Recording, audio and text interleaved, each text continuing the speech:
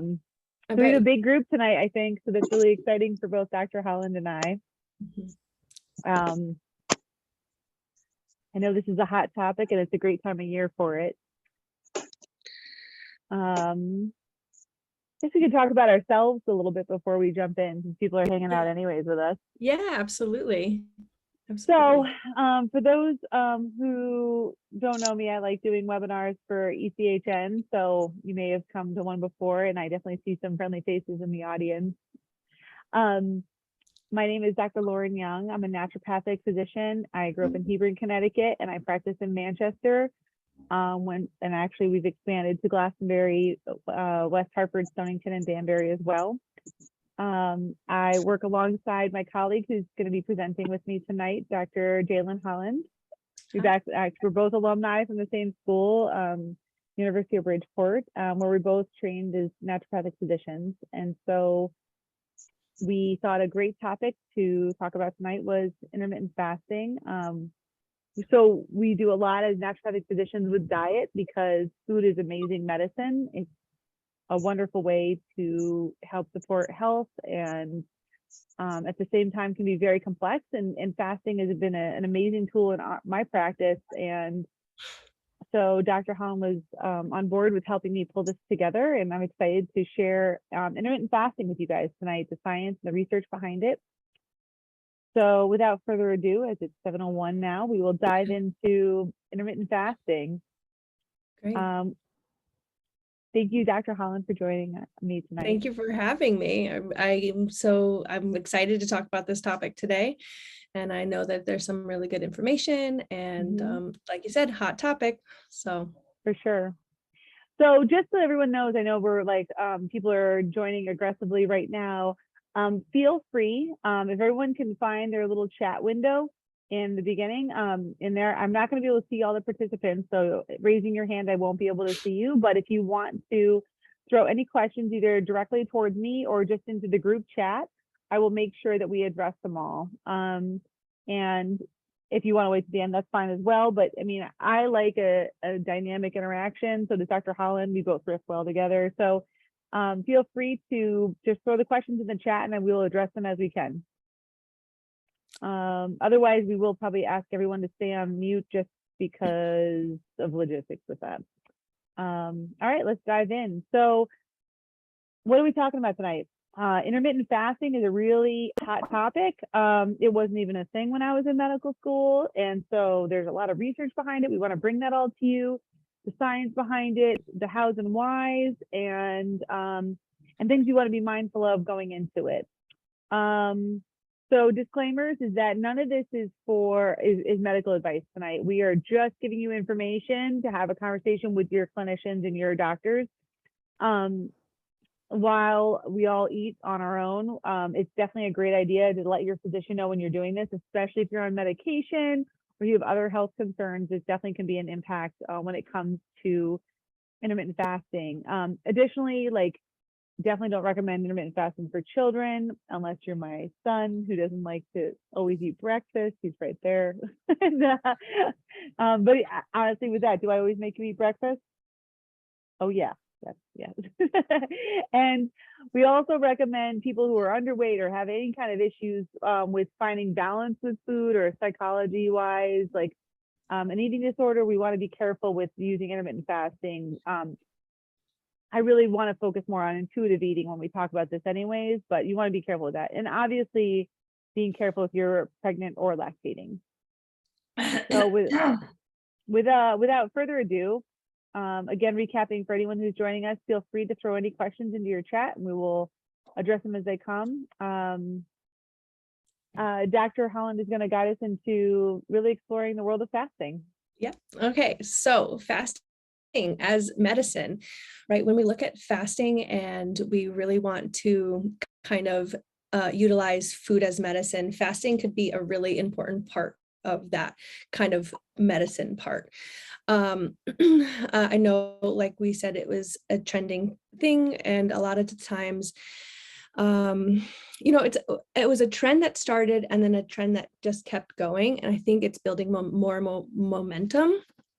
And I think it's important to kind of get the tools of doing it properly, so it doesn't harm anybody or you're not depriving yourself of any kind of nutrients. So I think that's really important. And basically, intermittent fasting is a period of time of eating and a period of time of fasting. So you have absence of calorie consumption over an extended period of time. And you're basically cycling periods of eating, fasting with various methods. Today, we're going to be talking about 3 different methods, but there are many different types of methods to look out for fasting wise. So And go ahead. oh, sorry, go ahead. Do you want me to jump to the next slide or no? Sorry. Yeah, go ahead. Yeah. Okay, cool.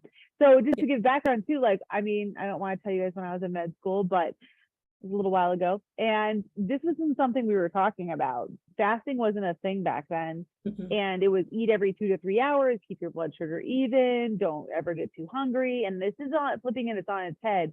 And we really look at this research, it's really, really interesting. So I'm excited to bring this to you guys and really talk about how we look at medicine and nutrition around this now. Yeah, it's actually a really big thing. And they're finding a lot of the times that the research shows that it happened a lot in kind of our ancestral habits, because they would often have to go out and look for their food. So they would have periods of time of famine, and then when they would hunt and gather, they would have this big feast. So they would feast for days and then not eat for the rest of the week or something. So they didn't have that ability to have the food for us all the time like we do now. Especially because a majority of Americans, they consumed most of their calories throughout the whole day. And even if it's smaller meals or bigger meals, and a lot of us consume our biggest meal at the evening, it basically leaves our body to not being able to repair and rejuvenate as well if we're always trying to get our body to break down the food that we're eating. So this is where fasting kind of comes into play with aids in digestion and metabolic support. It definitely is a great window of shortened eating windows, and then it's promoting your body's ability to repair and rejuvenate. And I just want to, before we go into like the background of how actually fasting works, there are certain metabolic pathways that trigger when we eat something. So we eat food and our body takes it down and breaks it into glucose. That's our endogenous diet. And during that time, our body's using that as fuel. So we're using that glucose for fuel up to maybe about 4 hours. These metabolic pathways often overlap each other, because after we break down our glucose, then we use our glucagon, which is our storage of glucose, from anywhere from 4 days to 2 days. 4 hours to 2 days. And then after that, our body's like, oh, we need more fuel. Let's tap into another gluconeogenesis, which is another metabolic pathway in our bodies that help keep our blood sugar up to utilize for fuel. And that could range anywhere from 4 hours to 42 days. So this is important because during the cycling of our glucose metabolism, if it runs out, our body needs that fuel source. So this is where it's an important play to kind of, we then utilize ketones, which is basically pulling from our fat metabolism. So we break down fatty acids and glycerin and we make up ketones, which is then our fuel source. This is what happens in fasting, which is an important process that is the key to fasting, the key to getting into that state, the key to basically using our body and utilizing that window of not eating. And it's great. One of the questions we got is like, how can we incorporate intermittent fasting when it comes to working out? And a piece of that is a lot of times breaking down your glycogen stores is going to end up being around like the hour 14 or so, right? And I know we get into some of this later. So if you're exercising after, either to break down your glycogen stores quicker, and I know this is some heavy science, guys, I promise not all of it is heavy. But like then that means that you're going to be burning fat and you're going to be shifting into this different metabolically active process. And so that's, exercising in the morning after you've fasted all day or all night, that's a great time to exercise to kind of like uptick your fasting. Yeah. So typically people fast before they're exercising, although, I'm going to have a trainer tell me something different tomorrow, but right now that's my experience, right? You utilize a lot of the fuel that way. So you're then going into more ketones when you're fasting working out at the end of your fast, which is something that would facilitate that process even more, the benefit of it. There are definitely different research on like whether to have a meal before you work out or you don't, but I think it goes to body, basically how you feel. You're not going to want, if you feel like you're going to faint, then please eat before you're working out. That's something that won't be beneficial. The workout won't be beneficial in the long run if it can't be. Yeah. And so the whole concept of ketosis, we were just talking about this like literally a couple days ago. It can take anywhere from 14 hours to break down your glycogen stores to up to like several days to get fully into ketosis, where you're like having ketone bodies that are measurable. So the ketosis is a spectrum for sure. And so one of the questions is just like, I thought it took a couple of days to get into full ketosis. That is true. And you can have keto flu getting into that if you don't have enough fats and enough other things going on. And we could do a whole lecture on ketosis, which actually we did a ketogenic diet topic in the past for a lecture. We're just bringing this up is that part of how the therapeutic benefits of fasting is breaking down those glycogen stores. If thinking about glycogen and what glycogen is to glucose, glycogen is, think of it like a little like sugar store on all of your organs and in your body kind of thing. And so your body can always pull from that. So you've got this safety net of glucose, so you never have to live without it.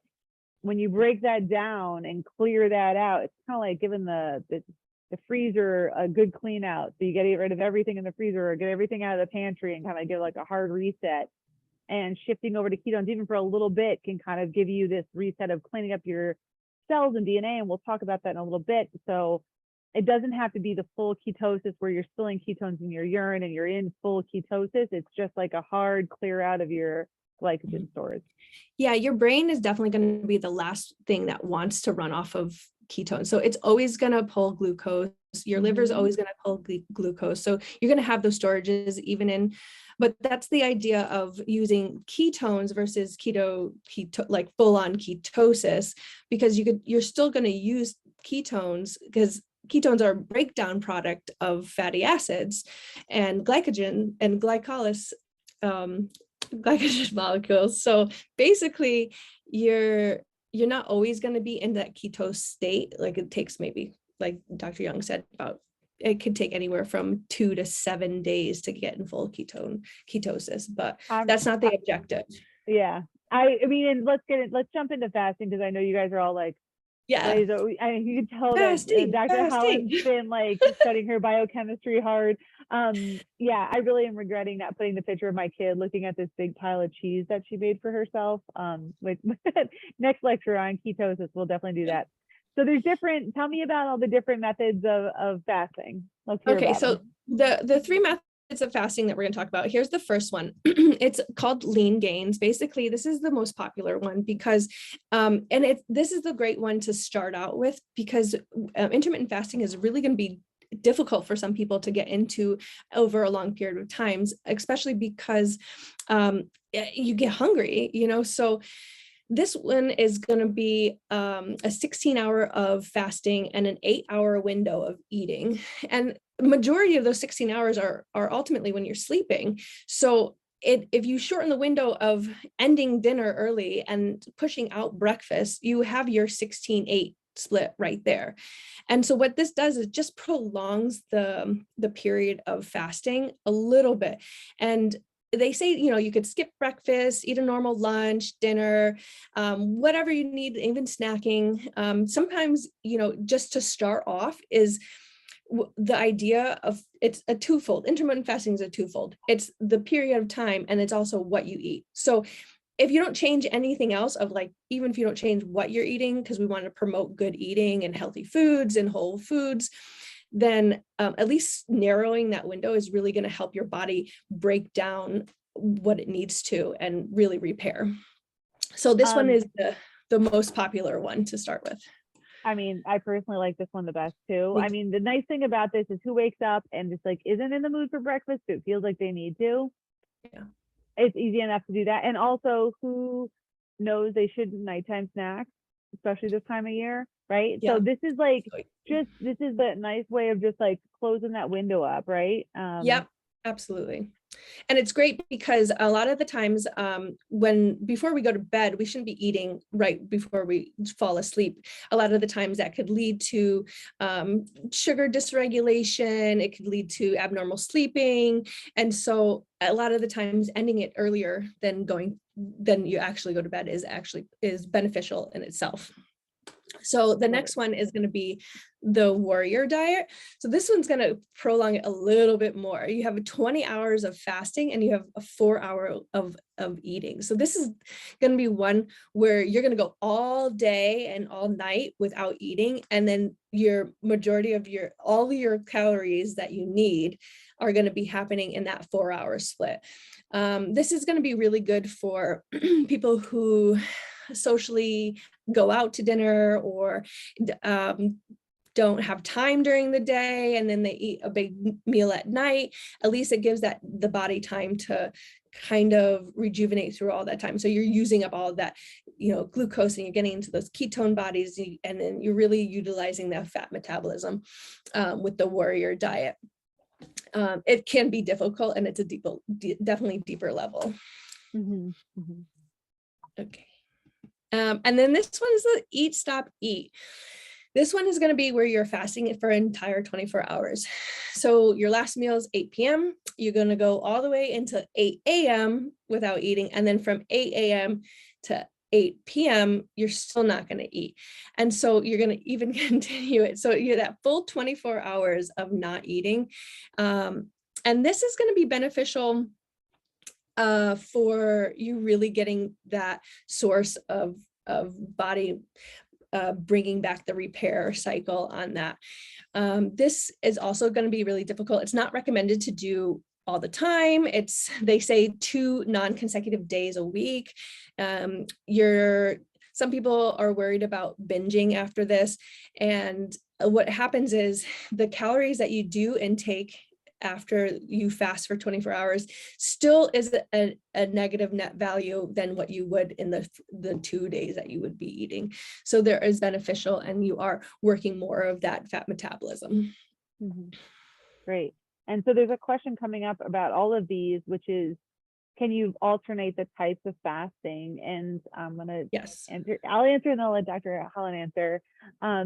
I would just say that like my love of intermittent fasting is really renaming it into intuitive eating. Instead of intermittent fasting, it's more just like waking up. Are you really feeling hungry? What are you feeling? Like checking in with your body. Do you have a really demanding day? Are you going to need those extra calories? Or is it a day where you're kind of already like okay with a gut rest and letting your body get more into that rest mode and recover that way? Like, I think the nice thing about this is that there's no one set, like one thing for everybody. It's just like kind of just play with your diet a little bit more and know that it's safe to go a full 24 hours without consuming calories with your doctor's advice and still taking your medication. But you could certainly that it's safe and it has some potential health benefits. And also you're also getting a lot of benefits if you skip breakfast and you just close the window of time where you're just like eating lunch and dinner and okay with that. So yes, it's great to play with different ones and listen to your body. And if you wake up one morning and you really want brunch, do it. And then other times, like going the full 24 hours could certainly have some benefits. Yeah, that would be my take. Dr. Holland? Yeah, I agree with you. It's a really interesting play on fasting, where some people you could really take it to extreme, and it's hard I advise you not to take it so extreme, and definitely working with a healthcare provider to kind of manage that, because you have to maintain that if you could actually last the 24 hours, like healthy wise, for 24 hours without eating. There is definitely a workup to this. So it's not something that you're just going to start off the bat with. If you've never even fasted, don't try 24 hours right off the bat. And there is different times, different research on how often to do this, how like how to utilize it in a different way, maybe doing it once a month or once a year. It's not something that is done every week for the 24 hours. So to triage a couple of questions, when we talking fasting, we're talking still hydrating really well. So one really important part is lots of water. Water is, I mean, there was just a great study that came out. We were just talking about like last week, that was like a 25-year study. What's the one thing you could do for yourself to like reduce the aging process? And it was like water. And you're like, I wonder how much money that study cost, but also it was worth it because I've been hydrating better. So water is still really key with this. Juice does not count. Juice is calories and you can drink a lot of carbs. So juice is not going to count for that. And so the other question was, are supplements okay during a fasting period? That's the short answer is it depends, like some are really going to be better with food. And so you may want to intermittent fast your supplements with it too. There is some research that pulsing your nutrient doses with supplements is actually really beneficial as well. So that would definitely be a question for your physician if like your specific supplements should be skipped when you're fasting. Yeah. And coffee is you could drink black coffee too. That's not gonna, so it's like kind of keeping in that like keto state. When you get into more prolonged fasting, there's fasting mimicking diets where they just kind of concentrate on a low, like fat based meal for that prolonged. That's something also with under a physician's care is definitely a plan to do. But so basically not consuming any calories, but so you can have your coffee but no cream. Or I've heard like under 50 calories of cream will keep you, it's still in that kind of fasting state. It depends on your goals. You have to definitely test, and you have to test your sugar. So if someone's, it has to do with your gut microbiome too. If you're eating something and you say you have cream with your coffee and your sugar spikes, then it's something where it's like, okay, you can't add sugar to it, but then coffee black would be better. But then some people say I have cream in my coffee and my sugar won't spike. So it depends. And then I see the herbal tea. Yeah, absolutely. Herbal tea is kind of more or less a benefit in all of itself. It's not going to add calories to your count. Very few herbalists will tell you, or naturopaths will tell you that we don't like herbal tea, right? We're all big fans of that. Exactly. But so this slide I love because there was a lot of research out there on the people who skipped breakfast, and the study showed that breakfast was horrible, and the ideal breakfast was within a half hour of you waking up, right? And most of this was brought to us by General Mills and Kellogg, I think, were the two major funders. There's always a motive behind the research. It definitely, okay, so like skipping breakfast, I want to put an important note on this one. I understand like if you skip breakfast, you're more likely to exercise less because you don't have the energy and make poor choices after you finish fasting or getting out of that fasting state. But the ideal breakfast is just to break a fast. So you just break down the word breakfast, break fast. And so ideally it's what you're eating for your first meal of the day, which and most time it could be breakfast, but you could have dinner or breakfast, lunch or brunch, so there's a lot of play on words there.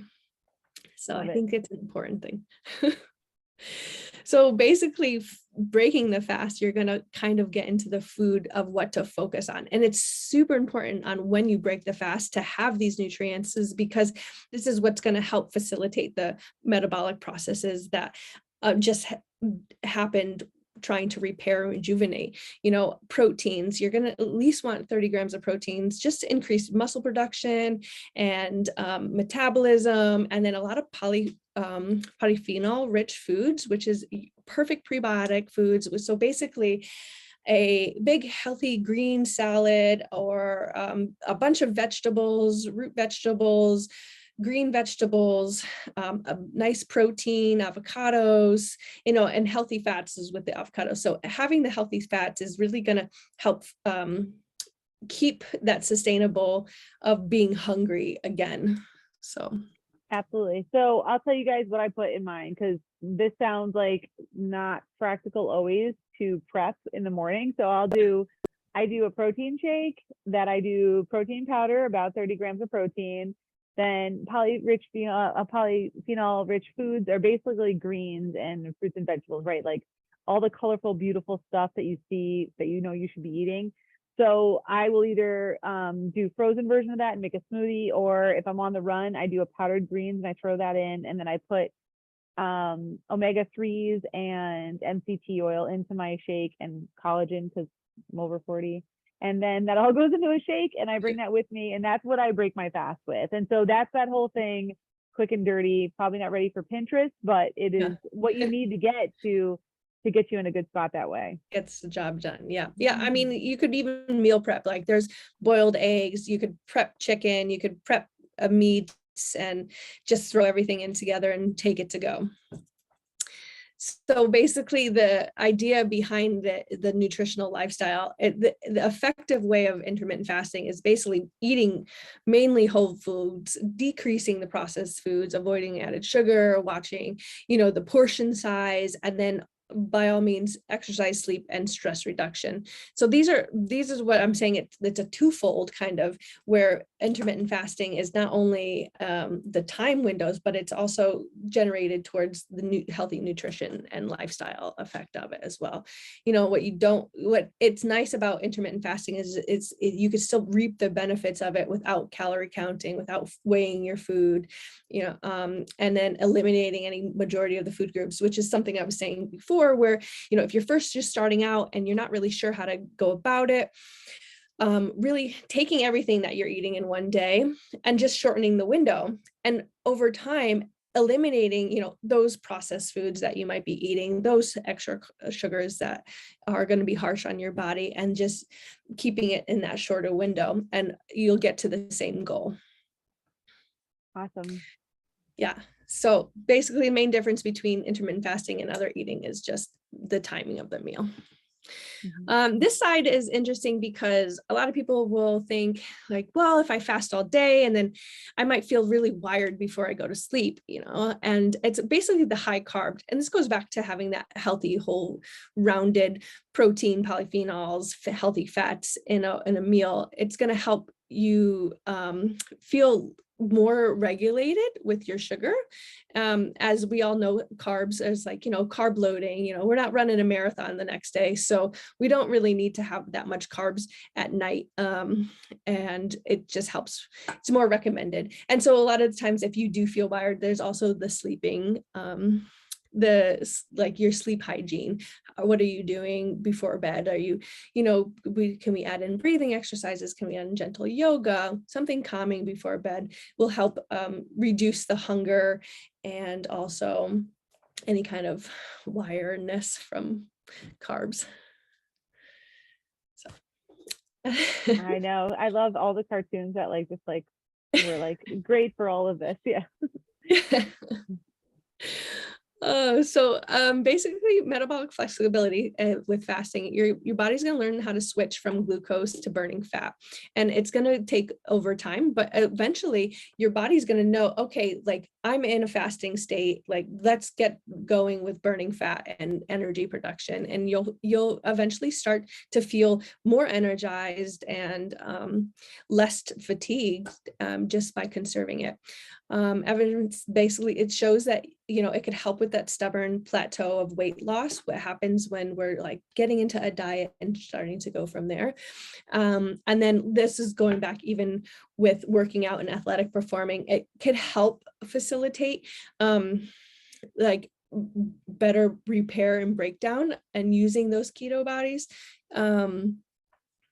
to help repair after athletic performances. Absolutely. And it's just such an easy thing to start playing with, because again, you're not necessarily changing what you're eating, just when. Mhm.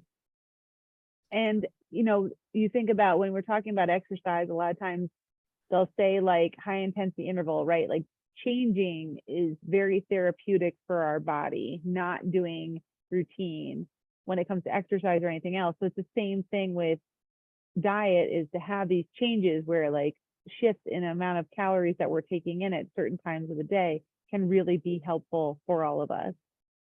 Yeah. There's a quick question, I'll answer it for everybody. Yes, we will definitely make this PowerPoint available for everyone, and we are filming this. I think that was mentioned when you guys log in, so there will be availability for all of this for you guys. Mhm. So basically the benefits of fasting, there's a lot of them. It's it's an anti-inflammatory response. There's going to be just positive changes in your gut microbiome, your immune cells and the response to it. There's research showing that it could help decrease the risk of cancers. It reduces your insulin levels, blood pressure, oxidative stress, which goes into benefit of your cellular repair when it comes to fasting. And it just has a number of benefits, even switching certain genes that might turn on with the promotion of food that is going to help kind of equilibrium and balance your body. Okay, so lifestyle benefits is going to be the same thing, increase your mental focus, your productivity, energy. These things you're going to feel better, right at first, starting to get into it, you might have that kind of period of time where you might feel more fatigued, but after a while you get used to it and you really start to kind of utilize that energy that, you would be taking up eating or like digesting your food. So you're going to be able to shift your energy into a different way, and also your mental kind of shift towards how you approach food, which is, I think, a big goal of intermittent fasting, of how is my relationship with food and how can I improve that relationship to food. So I think that there's a big value in that. I don't know Yeah, if I you have love that. I mean, so you think about like meal prepping for your family for the week. For example, you've got to go to the grocery store, I don't know what's the Taco Tuesday for everyone else at their house or whatever, like, like prepping everyone and making food and that kind of stuff. And then adding that, like, there all the meals of the day, making sure everyone's got everything they need.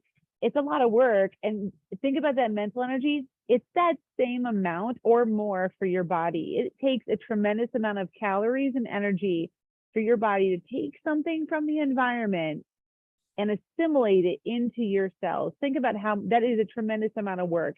Yeah. And it is taxing on your GI tract, it's taxing on your microbiome. It puts a lot of stress in a lot of different ways on the body, obviously necessary for life, but also a lot of work. And so creating rest, you know what I mean? Like, this is classic, like Europeans have 6 weeks off of vacation. Like, this is that diet for our bodies, where it's like taking a chunk of time to not focus on bringing more in. And just by cutting out that one meal a day, I don't have to think about breakfast. I make my shake and I'm ready to go. But also, it allows this time for your body and your gut rest. And what we've found when it comes to your microbiome and the health of your GI tract is amazing. Like, your GI tract and your microbiome, when we say microbiome, we mean the probiotics, the good bacteria that live in our GI tract, which turns out we have as many bugs in our GI tract as we do cells in our bodies. So that's a huge shift for our bodies, to let those bacteria live and calm down in a good way. And so these are some of the studies, some of the conditions that we're finding research that it's beneficial for. I don't know if you want to talk to any particular ones, Dr. Holland, or not, but go for it. Well, I know that there's a lot of research on a lot of these clinical applications on how it helps utilize it. It goes back to the same metabolic kind of um, state of these clinical applications. Mhm. You know, a lot of them are intertwined with each other, and just like that whole process of your body working really hard when it doesn't need to. There's a lot of, you know, going into the gut health of the gut flora and the gut microbiome. Our gut microbe is linked to a lot of immune cells and how it reacts to our body, and what, like, basically what it's gonna cause an effect of fasting. So I think that these kind of show for themselves where fasting is going to really help just For lower that sure, ability for and sure. heal your body. I want to break down a couple of these terms for people because they're big words that I didn't know until med school. Yeah. Polycystic ovarian syndrome, you guys saw ovary in there and probably grabbed it, but like basically that's a condition when your hormones are connected to your blood sugar in a lot of ways. So blood sugar conditions of any kind really can benefit, again, with the help of a physician using intermittent fasting. Obviously, we're going to see it benefit diabetes and weight gain or weight loss. So when it comes to that, mitochondrial dysfunction, your mitochondria are the battery packs that give your cells energy on a very basic level of what the building blocks are that make up you. Your cells have in them little AA batteries called mitochondria, and they make your energy. And a lot of things can throw those off, and a lot of things can rejuvenate them. And what we're finding is that taking breaks from food, like fasting, can help rejuvenate them. So that's just an interesting thing. Again, when people plateau with weight loss, that's another one, obviously. And there's a lot of interesting research on gut rest, we call it, and your microbiome and your good bacteria healing from that gut rest. So super interesting research coming out. Yeah. Um, I don't want, you can, I'll let you field this one. Oh, the weight weight management. Okay, Yeah. so research definitely showed like fasting helps reduce fat mass and water weight. It's just, you know, more than just lower calorie diets, cleanses, detox, cleanses and detox have their place in medicine, but sometimes lower calorie counts lead to bad food habits, sometimes not eating enough, nutrients deficiency. So I think by fasting and having that window of eating and resting, you're really going to utilize the same amount of calories that you would in one day. You're just shortening the window. It could cut, your waist circumference over a longer period, like 24 weeks. There's tons of research on this, and it's a more sustainable kind of weight management or weight loss solution than just decreasing your calorie count, especially because you're going to go into a dip when you take away something without replacing more proteins or more healthy fats. Then you often kind of will fall off and then crave that sugar because you're not getting enough kind of calories. So that's where a really important distinction between intermittent fasting and calorie restriction. Yeah, I mean, I think the key with weight management is sustainable and not to yo-yo diet. We've pretty much shown that like the more you lose weight, gain weight, the harder it is to lose weight the next time. And the thing I love about intermittent fasting is it's pretty sustainable. If you want to skip breakfast, you can. If you want to go a day or two a week, that seems reasonable to cut out. That's pretty doable, and it's less invasive than you know, avoiding XYZ indefinitely, which may not be sustainable for you. Mm-hmm. So the exercise and fasting is going to be, hand in hand. Obviously, exercise, we all know that it's very important. It should be done daily. Just a daily moving your body is going to be substantial to our health. And it's interesting because they looked at a lot of studies that kind of even a low intensity exercise with a less fit individual tends to enhance lipopolysis, which is basically the breakdown of your fat cells. And then even in high intensity endurances athletes. So I'm not saying that not to do high intensity exercises, but sometimes even with fasting, you should tend to do lower ones, or it depends on your body, kind of going from there. But what they're looking at is not so much like what you should or shouldn't do, it's what your body reacts to doing that. The benefits of fasting with your body and helping clearing and lowering your insulin levels and your sugar levels, where you're able to then work off of these pathways that are more beneficial than not doing it. Absolutely. Like, I think that like it's listening to your body again and meeting yourself where you're at. I mean, should all of us do high interval trainings at some point? Probably, but like, any exercise is better than no exercise. Yeah. And I also think that the point is that movement plus intermittent fasting, not even changing the amount of calories you're eating or the types of calories you're eating, can give you a lot of benefit. And that might be a great, easy place to start. Get yourself some wins that way, So quick question while we're going through this is, what was the average amount of calories to consume per day based off the Lean Gains method? Lean Gains, I never know how to pronounce that. I've only ever read it. But I think there has never been a recommendation of a calorie deficit. So it should still be based off your basal metabolic rate, correct? That's my understanding. Yeah. A lot of people fall short of it just because you are consolidating and it just feels like a lot of food in that window, but you don't have to reduce your number of calories, to my understanding. No, it is not. I think there's more benefit actually. I think I came across one study that said that over time, you'll see more benefits from not lowering your calorie count and intermittent fasting, because it's more sustainable than lowering your calorie count and intermittent fasting at the same time. So I think keeping that. Awesome. Yeah, I love that. Oh, sorry, I didn't mean to push it forward. No, it's okay. Yep, go ahead. Really quick question was like, what's considered low intensity exercise? I would say that's like walking or stuff that you're not really pushing your heart rate too high, correct? Yep.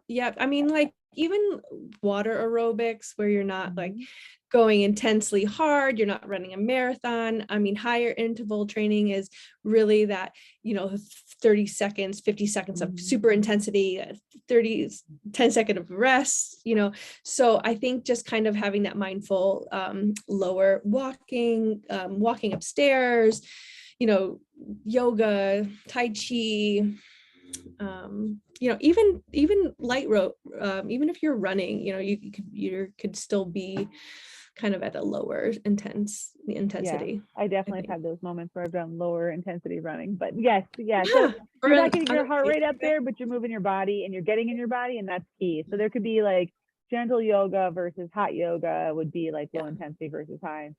And the question is it harder for women to lose weight than on intermittent fasting than men? One of my least favorite things in life is seeing a couple try to lose weight together when they're a heterosexual couple, because the men always lose weight quicker than the men or the women. It's a frustrating thing in life. We are different creatures and we have to honor that there may be different. I have seen women have a great impact with intermittent fasting. There is some there's like, I don't know if we touch on it in this, we can talk about it at the end, that like hormones can play a role in potentially. There's some light research on that at this point, but that women still get a tremendous amount of benefit from intermittent fasting, and don't compare yourself to your male friends or partners. Yeah. I agree. Sometimes, because women run off of different, of more of a changeable hormones than men do. And so I think that change is really what will determine intermittent fasting on whether it has more benefit to us or not, so I think it changed. So if you feel really, lazy right before your period, you're super hungry, try to listen to your body, be kind to yourself, and give it fuel. So kind of doing it that way. For sure. Yeah, hormones do play a big role in listening to your body. Again, intuitive eating is really where I kind of land with all of it. And there's a quick question of like, does age play a factor over 50? So again, there is we're at some point we are breaking down more than we're building up. And so we're going to want to make sure we're really promoting muscle building with proteins and things like that. At some point, it does become harder to lose weight. They've shown that. And so if you're doing it as a goal of weight loss, after menopause becomes harder for sure. It doesn't mean that you don't get a lot of benefit from intermittent fasting, and you can still have that for sure. I think this jumps into the slides we're going to jump into next is kind of the oncology piece of things, right? Yeah, and it's actually what happens to a lot of the cells during intermittent fasting, which is what is kind of the benefit of it. It's like your cleanup crew. It's like the nightly cleaning people that come in and clean everything up in your body, and you start fresh. So I really like my analogy of like, if you've got nothing else in the freezer, but you've got that old crusty thing of Ben and Jerry's that's got like the ice crystals on it, and you're like, that's all I got, but I gotta just have it. So you're gonna clean out you're gonna clean out the freezer. You're gonna clean out the like bits of stuff that doesn't have anything left in it. So you're gonna, the cells that are damaged DNA, broken down stuff that's in your body. Once you get past that, typically the 14-hour window, you're gonna have some level of autophagy where your cells are going to become food, and that will clean up a lot of the debris and keep your cells a lot healthier in your body. And autophagy is something that really prevents a lot of disease and keeps you healthier and younger, and is associated with a lot of great things. So again, this is cleaning your freezer. We can clean your all the ice crystals, Ben and Jerry's in the back of your freezer. It cleans all that out so it's not there anymore, right? We don't want that Ben and Jerry's there anymore. Yeah. So clean it out, get all those cells clean. And autophagy is a pretty cool thing that intermittent fasting promotes. This is like your cells, as soon as they realize there's no glycogen left, they start cleaning up the junk in your interstitium. Yep. So this can play a huge role when it comes to cancer. There's a lot of different components with this, both during treatment, radiation, and prevention. Again, highly recommend you do this when it comes to cancer. You definitely have to have some clinicians on board with this, but there's some research showing that it can help you tolerate chemotherapy better. It can help you tolerate radiation better. And again, it's going to help reduce the risk of damaged DNA to your good cells while upregulating the damage to cancer cells. Cancer is very interesting in lots of ways. It works different than the rest of the cells in your body. And one thing is it's very sensitive to oxidative stress, and it's very metabolically active. And so when you starve it in the face of medication that will then kill it, it's like a twofold process that can really upregulate your treatment. So it's something you should definitely talk about with your clinicians, but it's can be very therapeutic. Again, there's some great research that it can be very beneficial to Hi, Rustin. I think somebody's not on mute. So it can be very beneficial to supporting your immune system, and to helping clear out cells that need to die off, that need to leave, and also stimulating your stem cells, those good healthy cells that kind of build everything in your body. So again, these are really good signs that on a very core level, from cancer to weight loss, that intermittent fasting can really help. With it, there's a quick question about if getting headaches or side effects when you're intermittent fasting. The question is, could it be from dehydration? Certainly could be your blood sugar needs to get checked more, or there could be other components playing along. If you're going into, I don't know what kind of fasting you're doing, if you're going into like a longer fast and you need more fats to help promote ketosis or other things to help kind of get you through that, that might be another thing to look at. That's definitely something to connect with your doctor about.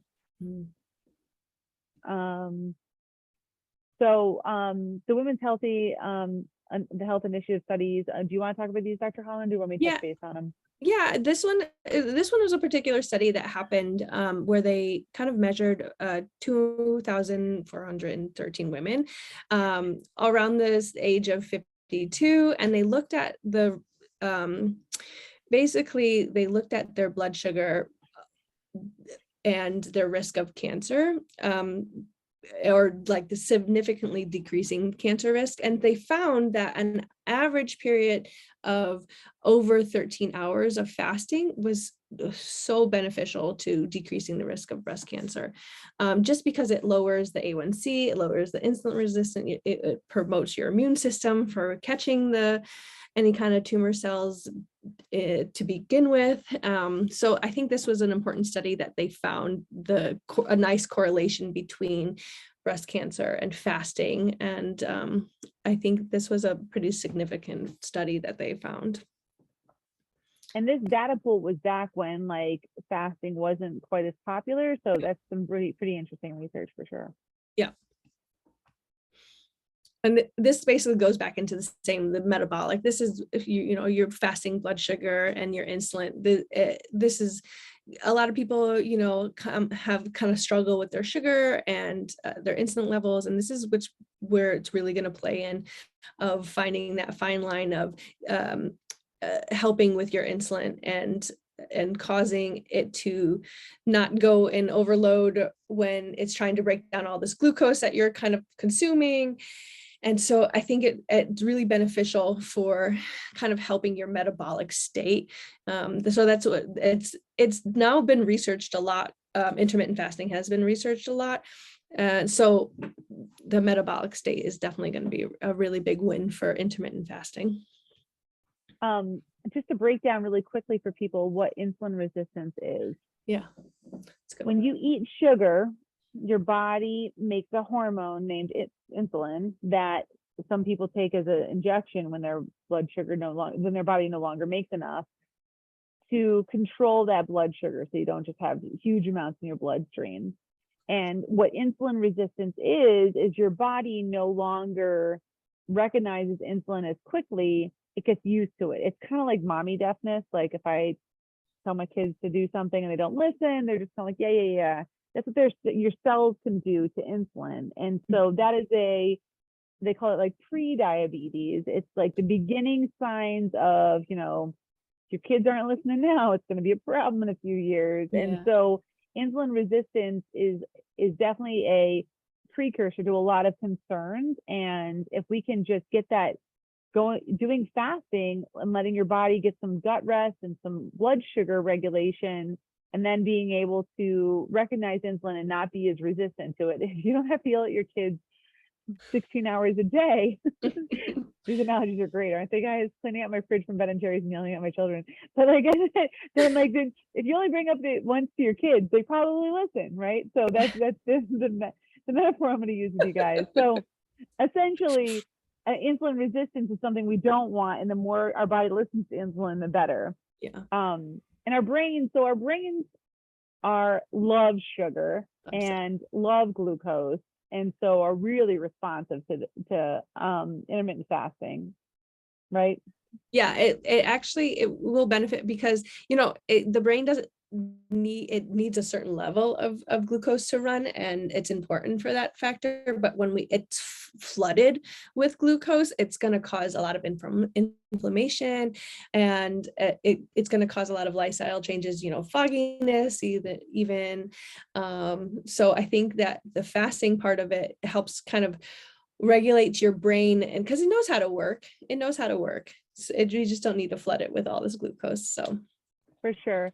I mean, and some people may have heard that like even things like Alzheimer's may be considered another type of diabetes because again, when we make our brains couch potatoes and all they're doing there is shoveling sugar in their mouth, it just gets kind of like sloppy and not as effective. And when we get those, like, again, changes in kind of like flexing, having to have less sugar, and it responds really well to that. So there's some great research that I know we mentioned in here, brain-derived neurotropic factor.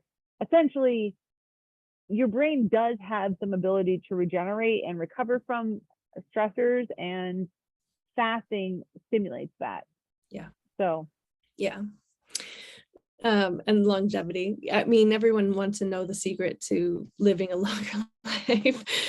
This is just going to make it a little bit more healthier of the time that we are here. So I think intermittent fasting can expand it just because of the, calorie, like, just because of like letting your body rejuvenate and repair. I think that's going to be the lifelong lesson of just letting your body kind of do its magic and not always trying to keep it higher levels of glucose with it.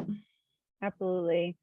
I first remember learning about oxidative stress and antioxidants. I don't remember, you remember it, but I remember it from oil of Olay commercials in the 80s, the early 90s.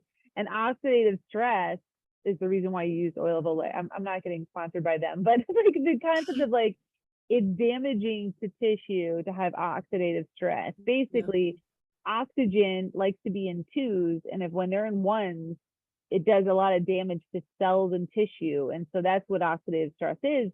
And so intermittent fasting, getting breaks from processing your environment and processing food, allows you to reduce your oxidative stress. And that will, in and of itself, reduce your trauma to your body, essentially, and improve your longevity. Additionally, they've shown, like one of the only things that's been associated with longevity and lengthening your telomeres in your cells, the parts that are like associated with longevity, is less calories. And innately, it's easier to cut back a little bit on calories, at least eat like appropriate amount of calories by eating a smaller window. Yeah. So we did a lot of the whys. So we should talk about sorry, go ahead. Well, I was adding when we're talking about, not calorie restricting, but the thing is we have to also look at how many calories that we actually are intaking, which, but finding that metabolic rate is going to be really important, and not going too much above and too much less. So that's something also your healthcare provider can help you figure out your calorie count, or even nutritionists can help you with that too. And so adding that is going to be really important. Yeah. Get those oxidative stressors out. All right. So how to start? This is going to be the simplest. Is most people begin by breaking their fast 4 to 6 hours after they wake up. And this is what we said, just prolonging. So even if you wake up, you work out, and you wait a little bit and then eat, this is something where you could start. And then it's easier to fall asleep if you're satisfied at night, like we were saying, the sugar, regulating your metabolism that way. And then eventually, you're gonna just stumble upon 16 hours and you're like, oh, I haven't eaten. Okay, let me eat. This is my window, open opportunity, and you go from there. So, and then you may be thinking, I'm going to be starving. But however, fasting over time, is majority of sleep. And I chose this picture because I have a cat who always thinks that he's starving. So basically, you're not starving. It's okay. You just go to sleep, and then you wake up and you prolong it a little bit. So other concerns, basically, low energy, which we talked about already, could be it's going to be temporary. Obviously, if you're having prolonged fatigue, then consulting with somebody, there could be something else going on. So kind of going, you're based off of that. I don't know if you have anything to add. I found a lot of people have concerns around hypoglycemia. If I get hangry at points. I've found that, like, if you're doing it for breakfast, you don't get the hangry that you would be getting if you ate breakfast and then are crashing around 2 p.m. and you need something kind of energy. So definitely work again with a clinician. There's other ways to support it, hydrate a lot, but there's oftentimes people do well when they're closing the window and not doing breakfast, no food, dinner. That's not going to be a fast. You're not going to get that therapeutic window you want. You want to make sure you're getting that like larger window. And honestly, it is easier sleeping through not eating half of it, you know? Yeah. So I agree with you. I haven't honestly seen much of the lower energy levels. I've seen a lot of people say the brain fog clears when they're not eating as much.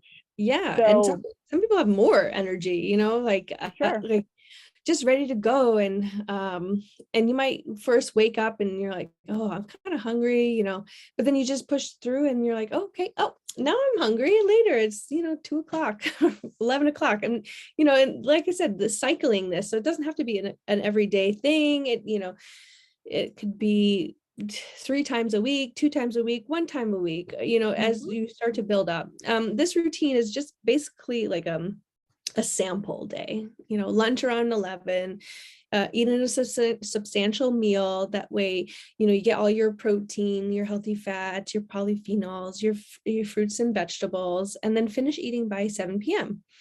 You drink tea, lots of water, plenty of protein, making sure your vegetables are your main source of carbs, kind of avoiding those starchy carbs, the processed carbs, things like that. And then a good portion of healthy fats, because that's going to also aid in the rejuvenation of the body. So again, there's important parts that good fats help feed the ketones in your body. And so that's really a key important part. And I found that like people who are craving a lot of carbs in the evening often didn't get enough fat earlier in the day. Yeah. The other thing is that it's dangerous in the evening to snack anyways. It's dark, it's New England, everything's closed at 8, and there's Netflix, and it's easy to want something else or whatever it is. This is the time that's be like, you know what, I'm gonna have a cup of tea. I'm sick of my intermittent fasting, and this is what I'm gonna do for myself. I had my pasta, whatever I had earlier. You're not even having to restrict as much, Yeah. So I think that it would be, it's important to get a good amount of protein to feed those muscles and everything. But this is an easy routine to fall into. And you can even start, like, let's say you usually have breakfast at 9 a.m. Push it to 9:30, just push it off a half hour and then do it another half hour, and then, or 15 minutes, and keep doing it in 15-minute increments until you get to that window of an 8-hour meal day, and then that can really do a lot of benefit. Yeah, slow but sure. Yes. What are good sources of protein for vegans or vegetarians? I'll say vegans because there's, lots of stuff that the vegetarians can do, eggs and dairy and those type of things.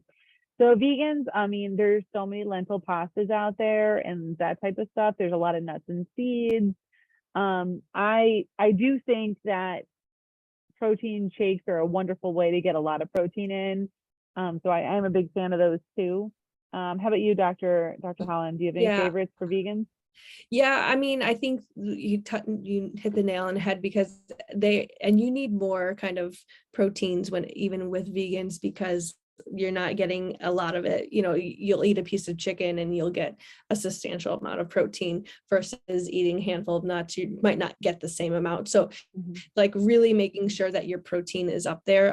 It has a lot to do with muscle building and and metabolism. So I think avocados, those are the healthy fats, but proteins, nuts, beans, legumes. Yeah.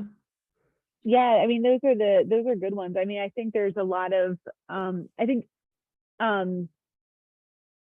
was vegan for probably 15 years, and it's just something you have to be slightly more mindful of, but are certainly able to do. Yeah. You just have to put a little more intention behind it than someone who's just going to slam a hamburger. You know what I mean? Yeah. So, but at the same time, I think it's very commendable to be vegan. Just you have to like aim for those other whole food sources of protein. That's seeds and beans are your new best friends. So can you shift that time frame? Does it have to be 11 to 7? Could you do 1 to 9 and then go to sleep around 11? Yeah. Certainly you don't want to go to bed with a full stomach, because again, you're metabolism and your acid, like, structurally you're laying down, like making sure food's processing, and having gravity help you is certainly a great thing. But if you tolerate it well and you find that that works for you, I think that that's a fine thing to do to 1 to 9 p.m. and you go to bed a little bit later. I think it's certainly fine. That 8-hour window is the magic for that one type of fasting. So I don't think it matters when. Would you agree, Dr.? I agree. And there's also something to be said, like, for second shift workers or third shift workers, where they're really going to have that window of wakeness, later in the evening. So kind of finding that happy medium of when you're having your dinner and when you're kind of cutting off for fasting is going to be something that is a personal conducting experiment, where you can eat where you could have that fasting window and not feel starved or time restricted from work and stuff like that. Just thinking Absolutely.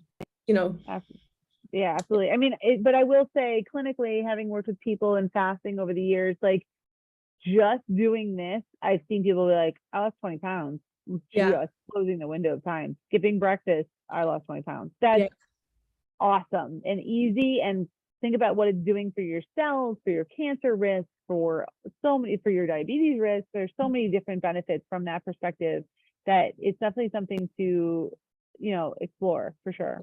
I'll have to admit that I was definitely, before learning about it and kind of diving into it, I was like, I'm not fasting. There's no way. Like that's terrible. I shouldn't fast. I'm like, oh, I have so much more energy. I'm sleeping better. I feel better. And then I realized that I used to fast all the time, where I would like forget to eat. And I'm like, oh, so it's something where, it takes time. It's a recognizing, it's honoring our system. It's kind of utilizing, what we can. We have control over our bodies in that sense of what we put in our mouth. Yes, for sure. And I do think that, again, listening to your body, intuitive eating, if you wake up in the morning and you're hungry, eat. If you're that day. And then the next day, the cool thing with intermittent fasting is every day can be different. And that's not a bad thing at all.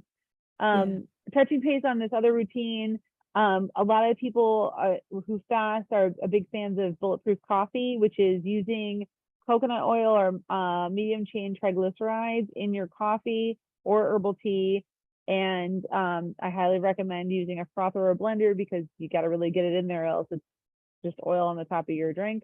But that can, again, those medium chain triglycerides are going to feed ketosis. And I feel like it gives you a little kickstart for your brain. It makes your coffee taste like a latte, and is another way to stay in fasting, but give yourself a little snack in the morning to kind of kickstart that fasting process. Yeah. And it's actually medium chain fatty acid, the medium chain triglycerides are better absorbed in your body. So it's less work for your body to even get them in. So they have high benefits. For sure. Pitfalls. Let's talk about pitfalls. I love your post, by the way. I love the picture. There was one study. Yeah, there was one study that I know of that basically showed, like, if you overeat at dinner, you negate the benefits of fasting. So that is definitely a pitfall you got to be mindful of. Yeah, it's something where you have better chances at weight loss, kind of keeping a regular kind of snack, and it goes back to that overconsumption as well. So yeah. And I apologize. I was looking so much at pictures with us talking that I missed a couple of questions. So I just want to make sure I address them with everybody. I love all these questions, by the way. It makes it dynamic, and I know you guys are all here listening, which is fun. When are we going to see the benefits of weight loss when it comes to intermittent fasting? Like, basically, essentially, how quickly should we know that this is working? Do you have to do it for 3 weeks before you see a benefit or not? Clinically, I would say I've seen you see some benefit fairly quickly within like 3 to 4 weeks, probably sooner than that. But I think it's one of those things where I don't like rushing weight loss personally. if you lose weight quick, it's definitely one of those things where you have to wonder, is this going to be a sustainable thing? So I think if you start to like slowly see it notch down, that's the healthiest situation. So I wouldn't want to see anyone lose more than like 2 to 3 pounds a week max, or I'd be kind of concerned. Yeah, I think there was a study back in the slides that over a 24-week period, they saw a decrease in waist circumference. Definitely, I 100% agree that weight loss should be a thing where it kind of goes down in slow increments. That way it's more sustainable. If you rise fast, you'll fall fast. So I think over time, and you're going to get benefit from intermittent fasting that you can't even see, it's not as tangible. So fasting mimicking diets are a little different, and we've done those out of our office, which is like a 5-day low caloric fast type diet. It's still, you eat food, but you eat a lot less calories for 5 days. All of the doctors in our office did it, and we lost between, a lot of them shouldn't have lost anyway, but like between like 6 and 10 pounds in 5 days, but with this low caloric diet. And then you're supposed to do it for 5 days and then sustain. Fasting mimicking diets, we kind of touched on, I feel like we should bring up, you do less calories for a few days and then you maintain it for like 3 weeks and then you do it again, a little bit different. So I would say like you wouldn't want to lose more than like 5 pounds over a 3-4 week period at a time to make it sustainable. Does that make sense?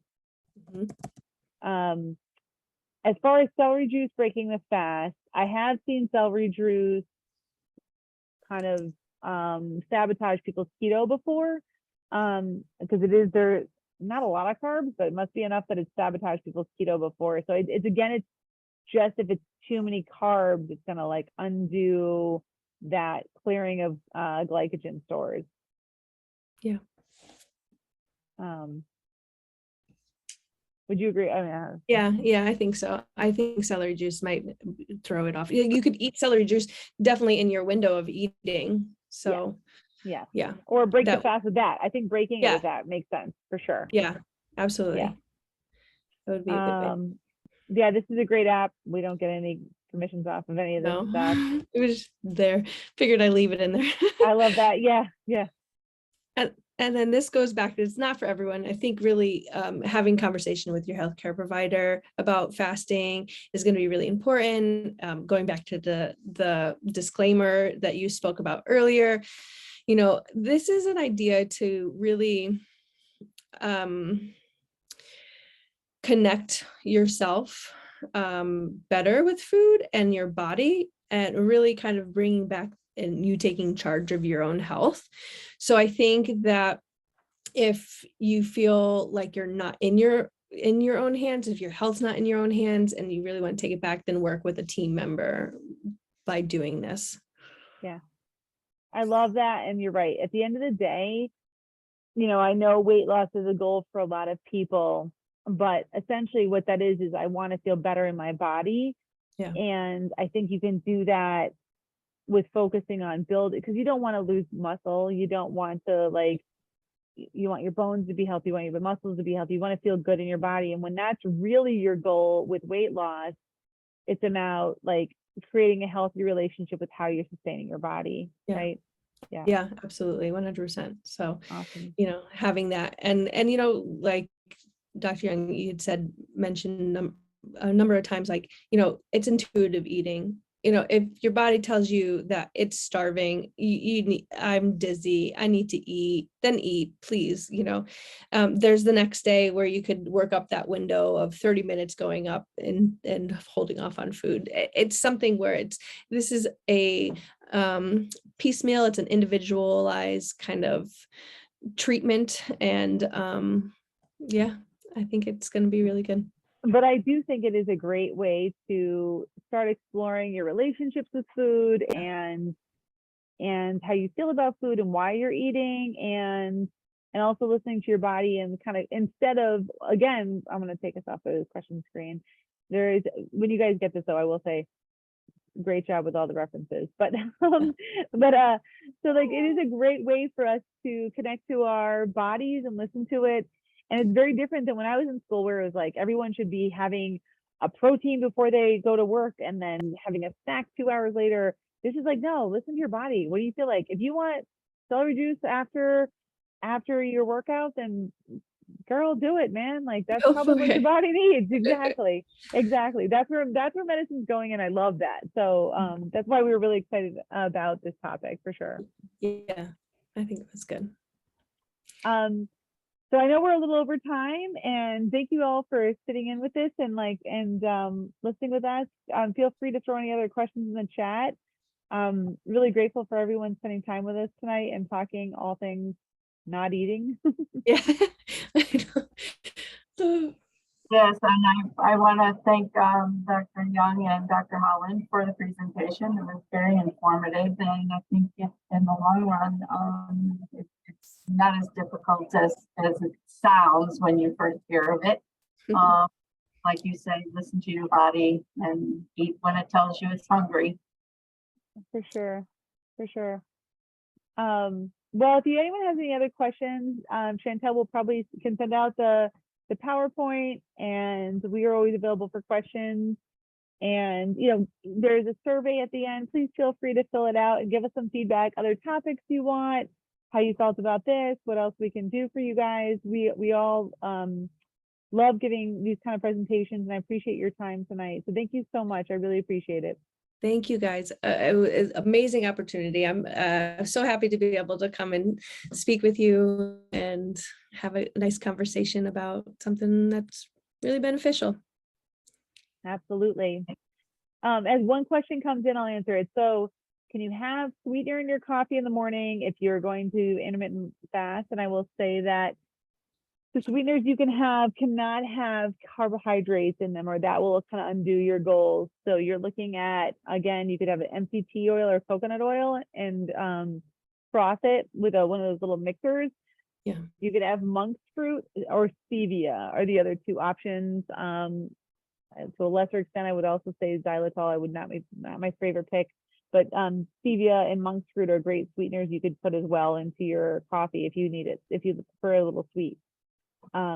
So great questions, awesome questions, really making it dynamic. Geez, the questions were great, weren't they, Dr. Holland? It kept us like really on our toes, so I love it. I like the interaction like that. Yes. All right, so everyone, let's all skip breakfast together tomorrow. Kidding. Yeah, let's eat at 11. I know. Everyone really enjoy your lunch tomorrow and have a wonderful night. Yeah. Bye-bye, everybody.